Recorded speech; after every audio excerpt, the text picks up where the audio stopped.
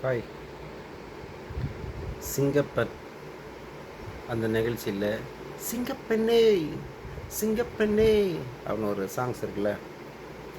அரசாங்க நிகழ்ச்சியில் சிங்கப்பெண்ணே சிங்கப்பெண்ணே ஒரு பாடலை வெளியிட்டதுனால தவறாயிடுச்சான்.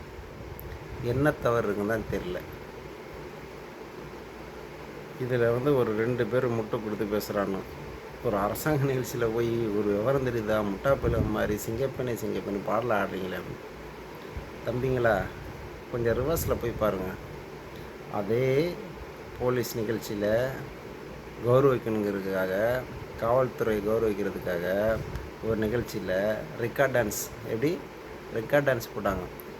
இந்த லேடிஸுங்கெல்லாம் கொஞ்சம் ட்ரௌசர் போட்டு குட்டி பாவாடை போட்டு தலையில் பூ நல்லா கொண்ட பூ வச்சுன்னு ஆடுவாங்களே, அதில் இருக்கிறவங்க எம்எல்ஏலாம் சேர்ந்து மினிஸ்டர்லாம் சேர்ந்து ஆடினாங்க.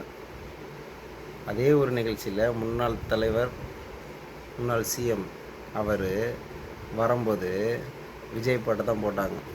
அப்போல்லாம் சினிமா பாட்டு தெரியல அவங்களுக்கு. இப்போ விஜய் அரசியலுக்கு வந்ததுக்கு மட்டும்தான் சினிமா பாட்டு யூஸ் பண்ணுறாங்களா? ஏன்டா கேனப்பையில் இல்லை நீங்களாம்? உங்களுக்கு புத்தி கித்திலாம் பேதலிச்சு போச்சா என்ன?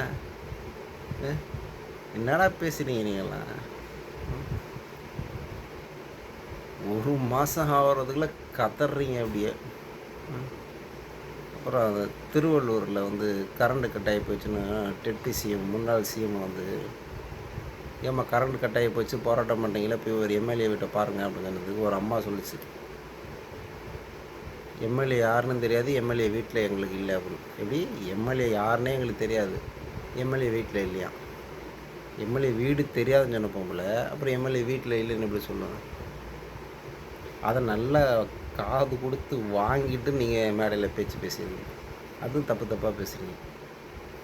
இன்னும் விஜயை பற்றி பேசியே உங்கள் டைமை வேஸ்ட் பண்ணாதீங்க, அது தப்பாயிடும். நீங்கள் என்ன மக்களுக்கு செய்ய வரீங்களோ, எதிர்கட்சியாக இருந்து என்ன மக்களுக்கு செய்ய முடியுமோ அதை செய்யுங்க. அதை உங்களுக்கு நல்லது, அடுத்த ஆட்சிக்கு நீங்கள் வரும்போது நல்லது. இல்லைன்னா அடுத்த எலெக்ஷனில் ஒன்றுமே இருக்காது. இப்போ அது கொஞ்சம் வந்துச்சு, அப்புறம் சுத்தமாக இருக்காது. பார்த்து கொஞ்சம் செயல்பட சூதனமாக இருங்க. சும்மா அவர் பின்னாடியே போவாருங்க. நல்ல கண்ணை விட்டுன்னு விஜய் என்ன பண்ணுறாரு, விஜய் என்ன பண்ணுறாரு, விஜய் என்ன பண்ணுறாரு, விஜய் என்ன பண்ணுறாருன்னு உங்கள் லைஃப் வீணாக போயிடும். மக்கள் எல்லாம் தெளிவாகிட்டாங்க.